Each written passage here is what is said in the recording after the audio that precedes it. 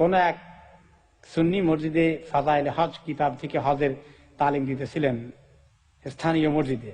এক পর্যায়ে মদিনা শহরে প্রবেশ করার পর যখন সবুজ গম্বুজ নজরে পড়বে, তখন হুজুর সাল্লাল্লাহু আলাইহি সাল্লামের আজমত এবং উচ্চ শান ইত্যাদি মনের মধ্যে হাজির করে এই কথা চিন্তা করবে যে সারা মাখলুকের সেরা মানব আম্বিয়া কেরামের সর্দার ফেরেশতাদের চেয়ে শ্রেষ্ঠ জাত এই কবরে শায়িত আছেন। আরো মনে করবে এই জায়গা হুজুর সাল্লাল্লাহু আলাইহি সাল্লামের শরীর মোবারকের সহিত মিলিত আছে, উহা আল্লাহ পাকের আরশ হইতেও শ্রেষ্ঠ। ইন্না লিল্লাহি ওয়া ইন্না ইলাইহি রাজিউন। কাবা হইতে শ্রেষ্ঠ,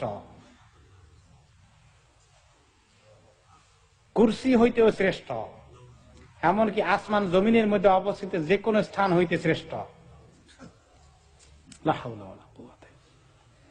এখন প্রশ্ন হলো, তিনি তো ছিলেন সবকিছুর সর্বযুগের মহামানব, নবীগণের মধ্যে সর্বশ্রেষ্ঠ মহানবী, কিন্তু তাহার শরীর মোবারক যে জায়গায় শায়িত আছে সেই জায়গা কি করে আল্লাহর আরশের চেয়ে শ্রেষ্ঠ এবং কাবা হইতে শ্রেষ্ঠ হয়? বিস্তারিত কোরআন হাদিসের আলোকে দয়া করে বুঝাইয়া বলবেন।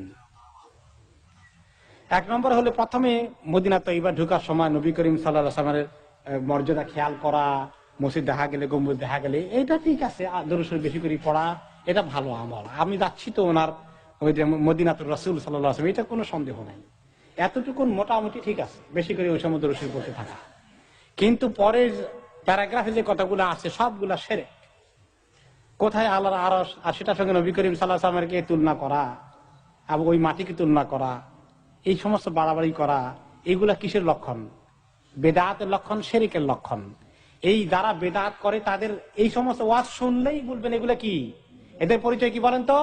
বেদাতি। কি পরিচয়? বেদাতি। এরা ইলম থেকে বঞ্চিত, মনে থাকবে তো। এদের পরিচয় কি? বেদাতি। এদের প্রশ্ন আপনি একটা দুইটা করেছেন, এদের প্রশ্ন করতে পারবেন আপনি শত শত।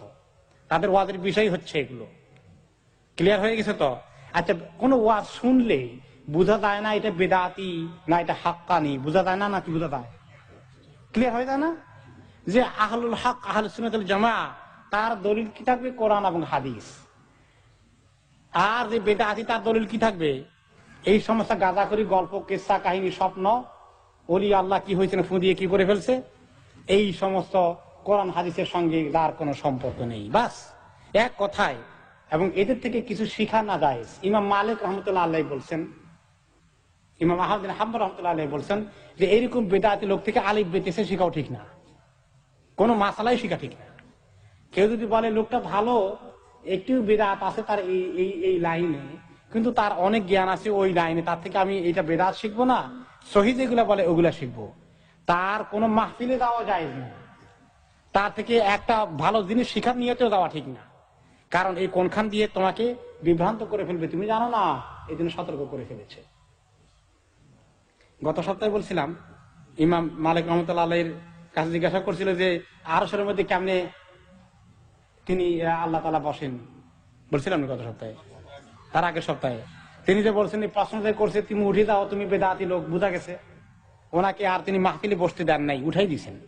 বেদাতি প্রশ্ন করার কারণে মাহফিল থেকে উঠে যাও, এখান থেকে চলে যাও, কারণ তোমার থেকে এই বেদাতের রোগের সংক্রমণ হবে অন্যদের প্রতি, তুমি ফিতনাবাজ, কোরআন হাদিস থেকে লোকদেরকে তুমি দূরে নিয়ে যাবা। তো যদি বেদাতি লোককে মাহফিলে বসানো না যায় হয়ে যায়, তো মাহফিলে বসে বেদাতি লোকের ওয়াজ শুনবেন কোন তরিকায়?